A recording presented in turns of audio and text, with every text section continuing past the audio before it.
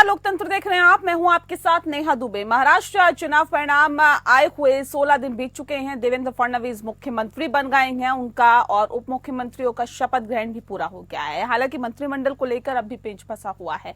महायुति के घटक दलों बीजेपी, शिवसेना और एनसीपी के बीच पावर गेम जारी है। बता दें आपको, कहा यह भी जा रहा है कि सबसे ज्यादा विवाद गृह मंत्रालय को लेकर है। पहले एकनाथ शिंदे सीएम पद छोड़ने को राजी नहीं हुए।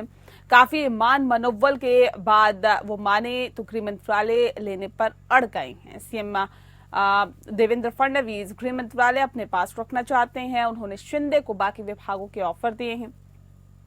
हालांकि शिंदे मान नहीं रहे हैं, लेकिन फडणवीस को देखकर लग रहा है कि शिंदे को यहां भी उन्हें शिकस्त का ही सामना करना पड़ सकता है। शिंदे ने पहले सीएम की कुर्सी गंवाई और अब गृह मंत्री बनने की मुराद भी पूरी होती हुई नहीं दिख रही है। वहीं दूसरी ओर चर्चा है कि गृह मंत्रालय छोड़ने के एवज में एकनाथ शिंदे ने कैबिनेट में मंत्रियों की संख्या बढ़ाने की मांग की है, जिस पर बीजेपी राजी नहीं है। बीजेपी पहले ही उप मुख्यमंत्री और एनसीपी नेता अजित पवार को वित्त और योजना विभाग देने का वादा कर चुकी है। गृह विभाग देवेंद्र फडणवीस अपने पास रखेंगे और बीजेपी उच्च पदस्थ सूत्रों ने कहा है कि पार्टी ने शिंदे को स्पष्ट कर दिया है कि वे गृह मंत्रालय नहीं दे सकती है। सरकारों में, राज्य में, केंद्र में ये एक ऐसा विभाग है जिस पर हर नेता नियंत्रण चाहता है। राज्य में इस विभाग को मुख्यमंत्री लगभग कभी भी छोड़ना नहीं चाहते हैं और कारण स्पष्ट है, क्योंकि गृह मंत्रालय ही पुलिस प्रशासन को नियंत्रित करता है। इसीलिए गृह मंत्रालय को लेकर खींचतान है। देखना होगा कि कौन पक्ष कितना कॉम्प्रोमाइज कर पाता है। क्या शिंदे के नुमाइंदों को मनपसंद मंत्री पद मिलेगा? अगर सरकार बनने से पहले ये हाल है तो 5 साल आखिर कैसे चलेगा, ये एक बड़ा सवाल है।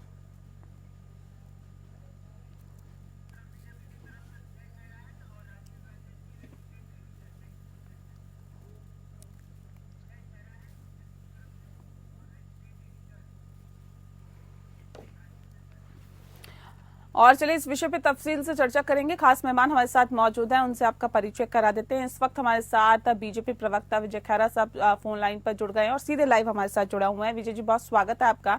और राजीव रंजन जी हमारे साथ जुड़ गए हैं, रेजिडेंट एडिटर है एपीएन के। राजीव जी, आपका भी बहुत स्वागत है। राजीव जी, इस खास कार्यक्रम की शुरुआत आपके साथ ही करते हैं। महाराष्ट्र की सियासत में काफी उठापटक की स्थिति है। इतना वक्त बीत चुका है रिजल्ट को आए हुए, इसके बावजूद अब कुछ वक्त पहले की शपथ ग्रहण समारोह हुआ जिसमें मुख्यमंत्री उप मुख्यमंत्रियों में शपथ ली, लेकिन अब मंत्रियों के विभागों पर कहीं ना कहीं सियासी पेंच फंसा हुआ है। क्या वजह इसके पीछे है? कहां पर मामला अटका हुआ है राजीव जी? जिस तरीके से जो नतीजे आए थे वो नतीजे ही साफ जाहिर कर दिए थे कि अब अजित पवार के एनसीपी का क्या महत्व रहेगा और शिंदे का, एकनाथ शिंदे के शिवसेना का क्या महत्व रहेगा। निश्चित तौर पर सबसे बड़ी पार्टी के तौर पर बीजेपी उभरी थी और बीजेपी को जरूरत इन लोगों की थी कि साथ में रहें और सत्ता में रहें। बीजेपी के साथ देने के लिए कई लोग तैयार थे और तैयार हैं भी आज। तो लिहाजा यही है कि जो विभागों का पेच फंसा हुआ है वो बीजेपी अपने मन माफिक विभाग अपने पास रखेगी और निश्चित तौर पर जो उसे मन में आएगा वही उनको एकनाथ शिंदे की पार्टी को और अजित पवार को देगी। यानी जाहिर है कि मजबूरी अब शिंदे की और अजित पवार की है, ना कि देवेंद्र फडणवीस की। देवेंद्र फडणवीस कई दफा से, मतलब पिछले दफा भी देखा जाए कि गृह मंत्रालय उनके पास था। इसके बाद जो पिछली बार जो मुख्यमंत्री वो बनकर उभरे थे उस समय भी उनके पास गृह मंत्रालय था। तो देवेंद्र फडणवीस गृह मंत्रालय का महत्व जानते हैं और ये स्पष्ट तौर पर जानते हैं कि गृह मंत्रालय किस तरीके से अगर उनके हाथ में रहेगा तो एक तरह से पूरी सत्ता का कंट्रोल उनके साथ साथ ही रहेगा। यानी दो पार्टियां साथ में जरूर आई हैं, लेकिन कंट्रोल उन्हीं के हाथ में हमेशा से रहेगा अगर गृह मंत्रालय उनके साथ रहेगा। और इसके अलावा बाकी जो महत्वपूर्ण विभाग है वो पहले अपने ही लोगों को जरूर देंगे, पार्टी के लोगों को दी जाएगी। बाद में जो बचे हुए होंगे उसमें से भी कुछ महत्वपूर्ण जो है, जैसे पीडब्ल्यूडी हो सकता है कि एकनाथ शिंदे को दे दिया जाए, क्योंकि पीडब्ल्यूडी में वो लगभग पिछले बार जब उद्धव ठाकरे जी जब वो मुख्यमंत्री बने थे तो पीडब्ल्यूडी था उनके पास, तो ये जरूर हो सकता है कि पीडब्ल्यूडी विभाग उनके साथ जाए, और हो सकता है ये जरूर है कि ये भी अंदेशे लगाए जा रहे हैं कि जो वित्त मंत्रालय है वो अजित पवार के साथ, यानी कुछ महत्वपूर्ण विभाग जो है उन लोगों को दिया जाएगा, लेकिन गृह मंत्रालय और ऐसे जो भी खास कहा जाए कि जो सत्ता के धुरी के हैं वो देवेंद्र फडणवीस यानी बीजेपी के पास ही रह पाएगा। तो ये अभी तक पेच फंसा हुआ है। हालांकि लोगों ने अपनी कारगिरी की, लेकिन ना जी ठीक है, उनको मान्य करना ही होगा। जी ठीक है। विजय खैरा साहब, सवाल इस बात को लेकर सर, मुख्यमंत्री पर तो जो पेच फंसा हुआ था वो क्लियर हुआ, शपथ ग्रहण हो गया, कम से कम अब अपने सहयोगियों की इतनी बात तो क्या नहीं माननी चाहिए बीजेपी को कि उनका मनपसंद विभाग उन्हें मिल जाए? पहली चीज तो आपकी बात से मैं असहमत हूँ कि पैच फंसा था। पैच कभी भी नहीं फंसा था, एक दिन के लिए भी नहीं फंसा। सर 10 दिन बाद ऐलान होता है कि मुख्यमंत्री कौन होगा। ये 10 दिन का वक्त, वहां पर आपने देखा झारखंड में भी चुनाव उसी वक्त हुए, झारखंड में भी रिजल्ट उसी वक्त आया, मुख्यमंत्री का ऐलान हो गया, विभागों का ऐलान हो गया, सबका हो गया सर, सब कुछ हो गया वहां पे। यहाँ पे तो अभी विभागों का बंटवारा नहीं हो पाया। 10 दिन बाद मुख्यमंत्री के नाम का फाइनल हुआ है कि कौन होगा। अब आप कह रहे पेंच नहीं फंसा था। हमारी जानकारी में तो नहीं है कि ऐसी कोई समय सीमा कोई बात नहीं सर बंधी हुई हो, मेरी जानकारी में नहीं है। कम से कम अगर आपकी हो तो बात अलग है। कोई ऐसा बंधन नहीं है कि आप 10 दिन लगेंगे कि 20 दिन लगेंगे कि 15 दिन लगेंगे। तो स्वेच्छा से सबसे मिलजुल कर जो समझा गया क्या करना है, कब करना है, हम लोग तारीख पहले ही तय कर दी थी कि हम इस तारीख को 6 तारीख को शपथ लेंगे, तो फिर पैच कहाँ बचा जब एक हफ्ते पहले तय कर दिया। तो बाकी बातें होनी थी, सही है। स्पीकर का फैसला भी एक जरूरी था जिस पर काफी समय लगता है। दूसरी बात यह है कि 3 लोग हैं और तीनों बड़ी पार्टियां, तीनों बड़े नेता भी हैं जो महाराष्ट्र में उनका वजूद है। तो हर आदमी ठीक अपनी पार्टी को चाहता है कि ज्यादा वर्चस्व मिले, पर ऐसा कोई पैच नहीं फंसा था फडणवीस के लिए, क्योंकि वो तो पहले ही सेक्रीफाइस करके आए थे और उनके अंडर में डिप्टी सीएम बनके उन्होंने काम भी किया। और जब हम 50% मेजोरिटी लगभग जीत का है, अपनी ओन सरकार बनाने की स्थिति में है, तो पैच फंसने का तो वैसे ही कोई सवाल नहीं उठता था। गृह मंत्रालय दिया जाएगा या नहीं दिया जाएगा, अब ये बताइए। सहयोगियों के सवाल था। दूसरा ये गृह मंत्रालय वो मांग रहे हैं, हमने अभी पढ़ा नहीं है, सिर्फ अखबारों से मुझे पता लगता है कि वो गृह मंत्रालय मांग रहे हैं। दूसरी बात यह है, अगर ज्यादातर करके मुख्यमंत्री की अपनी मंशा पर निर्भर होता है, उनका प्रेरोगेटिव होता है। अगर वो चाहते हैं तो रख भी सकते हैं, अगर चाहते हैं तो दे भी सकते हैं। इसमें कोई नई चीज नहीं है। ये हमेशा मुख्यमंत्री चुने जाने के बाद ये उनका होता है, और उनके अगर आपस में कोई ऐसी अंडरस्टैंडिंग होगी या है तो एक अलग बात है। बिना अंडरस्टैंडिंग के स्थिति में हम पहुंचते नहीं। ये तो खाली इसलिए कि देर लग रही है, तो जब तक स्पीकर नहीं होता तब तक कैबिनेट नहीं चुनना थी। अब स्पीकर अभी तो हुआ है कल, तब 2-3 दिन के अंदर कैबिनेट हो जाएगी। इसमें कोई खास मुझे पैच फंसता दिखाई नहीं दे रहा। और जहां तक गृह का सवाल है, तो चाहे कोई भी रखे, निर्णय तो मुख्यमंत्री का ही चलना है, उसमें तो कोई फर्क पड़ता नहीं। अब दिग्विजय सिंह जी को ले लिए, जब इतना आसान है तो फिर दे दीजिए ना, इतना आसान है तो दे देना चाहिए। नहीं, दे दीजिए का सवाल नहीं है, आपके कहने से थोड़ी न देंगे हम। नहीं, मेरे कहने से मत दीजिए सर। मतलब लेकिन आप नॉट न्यू, नहीं आपका मतलब आपसे व्यक्तिगत मतलब तो मैं, आप मतलब किसी के ऐसे आप बोलते हैं ना भाषा में, तो उनके कहने से किसी के थोड़ी न दे देंगे। वो तो उनके आपस में क्या चल रहा है जो हमें आपको पता ही नहीं है। कभी शिंदे जी ने कभी कहा हो कि मुझे गृह मंत्रालय चाहिए, तो सवाल तब उठता था इस पर तो बहस का। मैं नहीं समझता इस बात का कोई इतनी बड़ी चीज है। और हमने बता दिया स्पीकर के चुनाव के बाद उस पर आज कल में फैसला हो जाएगा किसको क्या चाहिए और मिल जाएगा। और अभी जो विशेषज्ञ बोल रहे थे उन्होंने तो बहुत ही स्पष्ट रूप से इतनी अच्छी बात साफ साफ बता ही दी है कि भारतीय जनता पार्टी इस स्थिति में है इस समय। फिर भी हम किसी तरह की न सौदेबाजी कर रहे हैं, न अपने सहयोगियों को नाराज करना चाहते हैं, न करेंगे। नहीं, सहयोगियों का मन भी कहाँ रखा जा रहा है सर, ये बताइए ना। कि वो मुख्यमंत्री बनना चाहते तो कह रहे थे, पहले कोई ऐसा फॉर्मूला डिसाइड नहीं हुआ था कि मुख्यमंत्री कौन होगा या कौन नहीं होगा या किसकी ज्यादा सीटें होगी वो मुख्यमंत्री होगा। कह रहे ऐसा कोई फॉर्मूला तय नहीं हुआ था। पहली बात, आपने अपना मुख्यमंत्री बनाया देवेंद्र फडणवीस को, जो उप मुख्यमंत्री थे फिर उन्हें मुख्यमंत्री बना दिया, कोई बात नहीं। लेकिन वो कह रहे कम से कम विभागों के बंटवारे में तो हमारी बात सुनी जानी चाहिए ना। हमने अपना मुख्यमंत्री नहीं बना लिया, तीनों लोगों ने मिल के हमारा मुख्यमंत्री बना दिया। हमने अपना खुद नहीं बनाया होता तो पहले। वो राजनीतिक घटनाक्रम सबने देखे, कैसे बनाया है, कैसे नहीं बनाया है, किस तरह से बनाया है, किस तरह से नहीं बने हैं, वो सबने देखे हैं सर।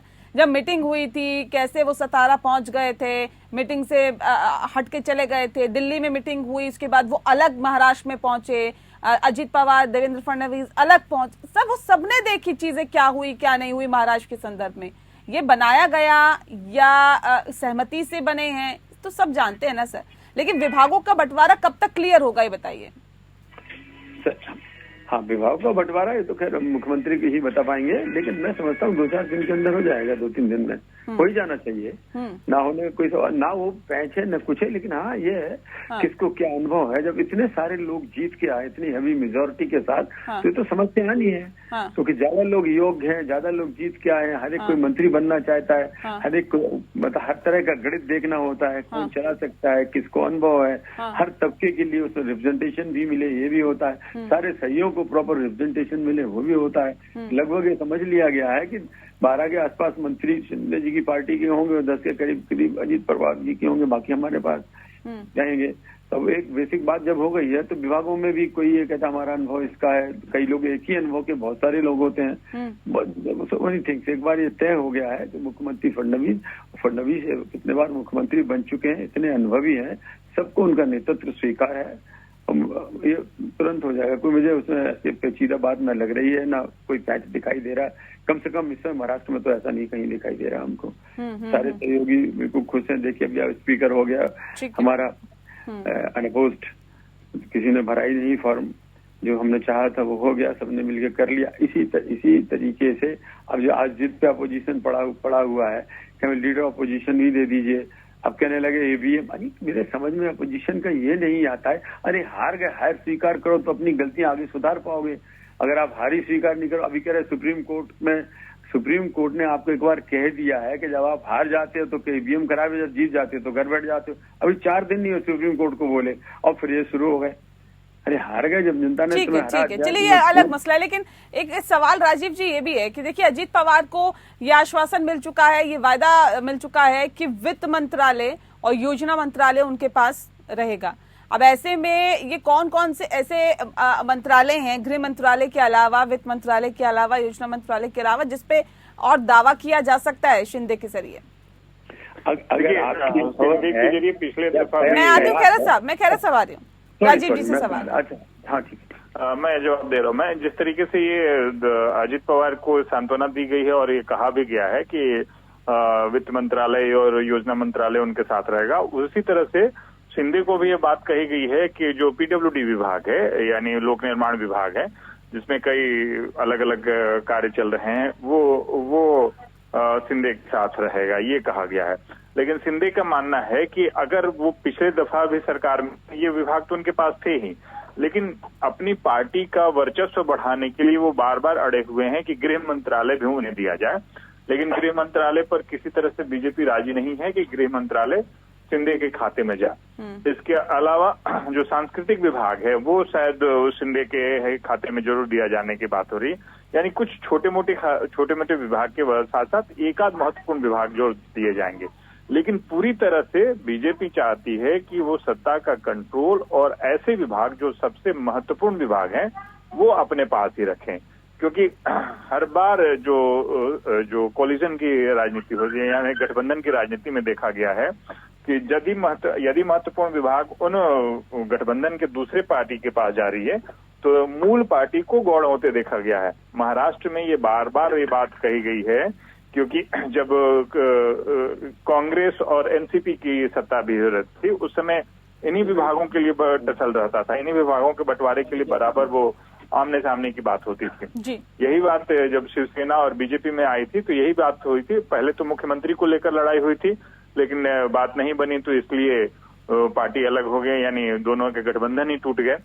तो इस तरह के इन विभागों को लेकर, बंटवारे को लेकर बराबर ये बात बनी हुई है। और ये बीजेपी ये चाहती है कि जो भी महत्वपूर्ण विभाग है गृह मंत्रालय के साथ साथ और भी जो और 2-3 विभाग हैं वो अपने पास ही रखें, और बाकी जो विभाग है, कुछ महत्वपूर्ण विभाग जो पहले से तय थे यानी पिछले सत्ता में भी इन लोगों ने जिन विभागों में काम किया है वो उनके शिंदे और अजीत पवार के खाते में दे दिया जाए। तो अभी राजीव जी जो स्थिति शिंदे की है उसमें तो ये कहा जा सकता है ना वो बैक स्टेप ले सकते हैं और ये मजबूरी हो गई है उनकी फिलहाल महायुति के साथ रहना? ये शिंदे की सबसे बड़ी मजबूरी है। अब वो अपनी पार्टी को बनाए रखने के लिए लोगों को, अपने पार्टी के लोग जो उनके साथ हैं, उन्हें ये बात कहने के लिए जरूर ये कह रहे हैं कि हम महत्वपूर्ण विभागों पर कब्जा होंगे, महत्वपूर्ण विभाग हमारे खाते में आएंगे, हम अलग अलग विभाग जरूर लेंगे। लेकिन ये उनकी मजबूरी है कि उनके साथ रहें। साथ अगर निकलकर भी वो कहीं जाते हैं तो कोई ऐसी पकड़ के किसी ऐसे मतलब सरकार के साथ वो तो सरकार से अलग ही होंगे, और साथ साथ ऐसी जगह पे नहीं बैठ रहे हैं कि कोई अपना एक बड़ा वर्चस्व बना सके। तो लिहाजा वो चाहते यही है कि सत्ता के साथ रहें और जरूर कुछ अपने लोगों को जो उन्होंने पहले से वायदे किए थे उसका लाभ पहुंचाएं। और जो जनता में उन्होंने कहा था कि इस बार अगर हम सत्ता में आते हैं तो कई अलग अलग काम करने की बात जो कही थी, उसको किसी तरह से करके अपने पार्टी का वजूद बचाए रखें। क्योंकि अभी अभी वो शिवसेना से अलग हुए हैं, शिवसेना उनकी अलग हुई है और ये उनके नेतृत्व में ये है, तो लोग यही देखना चाहेंगे कि इस शिवसेना को, यानी एकनाथ शिंदे जो शिवसेना है, वो उसको लेकर किस तरीके से जा रहे हैं। तो यही मजबूरी है उनको कि इस मजबूरी के साथ साथ उन्हें बीजेपी के साथ देना मजबूरी बन रही है और ये देंगे भी उन्हें। हालांकि बीजेपी बराबर अपने मन की बात जरूर करती है और इस बार भी करेगी। खैरा साहब भले ही कह लें कि मुख्यमंत्री पर ही मुख्यमंत्री निर्णय करता है, तो पिछली बार जब एकनाथ शिंदे मुख्यमंत्री थे तो निर्णय तो सारा देवेंद्र फडणवीस करते थे, तो उस समय तो उप मुख्यमंत्री कर रहा था। तो ये बात तो जरूर है क्योंकि बड़ी पार्टी है और इस बार जिस तरीके से एक लार्जर पार्टी के तौर पर वहां उभर कर आई है, तो वो निर्णय उन बीजेपी का ही रहेगा। ठीक है विजय खैरा साहब, क्या शिंदे की मजबूरियों का फायदा उठा रही है कि भारतीय जनता पार्टी? क्योंकि पता है कि अब कहीं जा सकते नहीं है, अब किसी हालत में रहे नहीं है कि बैक स्टेप ले लें या उद्धव ठाकरे के साथ वापस चले जाएं। तो क्या इस मजबूरी का फायदा उठाया जा रहा है क्या, कि जो हम कहेंगे, जैसा हम कहेंगे आपको करना पड़ेगा? जैसे अभी आपकी खबर है कि वो गृह मंत्रालय मांग रहे हैं, उस तरह की मैं अपनी तरफ से बता रहा हूँ। मेरी खबर है जो मैंने सुना है, तो मैंने सुना है कि वो तो पीडब्ल्यूडी और नगर विकास मांग रहे हैं, पीडब्ल्यूडी के साथ एक विभाग। इसके अलावा हमने तो कोई खबर सुनी नहीं। वैसे ही सुनी है अन्य पत्रकारों से, जैसे आप बोल रहे हैं, कुछ बम्बई के पत्रकार कोई बता रहे थे मुझे, तो मैं नहीं समझता फिर ऐसी कोई पैच की बात हो रहा। मजबूरी का सवाल, इसमें मजबूरी नहीं होती। राजनीतिक घटक और सहयोगियों में बातचीत होती है और बातचीत में निश्चित होता है हमेशा कि हर कोई बड़ा हिस्सा चाहता है और उस पर बातचीत होती है, भाई तुम क्यों, हम क्यों, तुम्हारा इतना, ये सब कोई नया चीज तो है नहीं। तो सहयोग में होना ही चाहिए, आपस में बैठ के सब चर्चा, और हर एक को मांगना भी चाहिए। लेकिन मैं समझता हूँ कि जहाँ तक मुख्यमंत्री का सवाल है, मुख्यमंत्री फडणवीस की काफी सीनियरिटी है, काफी अनुभव है, और वो जैसा चाह रहे हैं वैसा सहयोगों को संतुष्ट करके करने में अवश्य सफल होंगे। और सहयोगी दूसरे उनका अच्छा सहयोग करने को तैयार है। अजीत पवार जी ने तो पहले दिन ही कह दिया था, खुल के कह दिया था कि हम मुख्यमंत्री हैं, ठीक है, हम अच्छी तरह हैं और हम चाहते हैं ऐसे सरकार बन जाए। अब रहा शिंदे जी का सवाल, शिंदे जी ने कभी ऐसी नाराजगी कोई व्यक्त करके नहीं दिखाई है, लेकिन हाँ, हाव भाव चाल चलन से अलग अलग तरह से लोग अंदाज लगाते हैं। वो अंदाज पत्रकार ज्यादा जल्दी और अच्छी तरह सटीक लगा लेते होंगे शायद, मैं ये नहीं कहता। तो वो अंदाज उनका है, वो ठीक है। पर हमें जहाँ तक हमें मालूम है, जहाँ तक हम समझते हैं, जहाँ तक भारतीय जनता पार्टी का कार्य करने का तरीका है, उस हिसाब से वो सारे सहयोगों को साथ लेकर चलते हैं। ऐसा पहला नहीं, कई बार हुआ है। जब पिछली लोकसभा में भी हम जब बिल्कुल अच्छे खासे बहुमत में थे, तब भी हमने सहयोगियों को मंत्रालय दिए थे। हम अगर ऐसा होता तो हम चाहते तो तभी सरकार बना सकते थे, नहीं किसी को बनाते। लेकिन ऐसा हमने कभी किया नहीं है और ऐसा अभी भी नहीं होगा। और फडणवीस के किसी को सोचना ही नहीं चाहिए कि सरकार 5 साल नहीं और 3 साल नहीं, तो चलनी है 5 साल उनके नेतृत्व में। कहीं कोई नहीं सर, वो तो वक्त बताता है ना कि 5 साल चलती है, 3 साल चलती है, 2 साल चलती है, या फिर अपना पूरा कार्यकाल करती है 5 साल का। ये तो इसके लिए तो थोड़ा इंतजार करना होगा। बहरहाल बहुत शुक्रिया आप दोनों मेहमानों का हमारे साथ इस खास चर्चा में शामिल होने के लिए। लेकिन फिलहाल जो असमंजस की स्थिति बनी हुई है वो विभागों को लेकर बनी हुई है। महाराष्ट्र में भले ही मुख्यमंत्री और उप मुख्यमंत्रियों ने शपथ ले ली हो, लेकिन उसके बावजूद भी कौन सा विभाग किसके पास होगा, कौन सी पार्टी को कितने मंत्रालय मिलेंगे, इस पर अभी भी पेच अटका हुआ है। हालांकि कब तक स्पष्ट हो पाता है, इसके लिए अभी इंतजार करना होगा। लोकतंत्र में फिलहाल के लिए इतना ही। नमस्कार।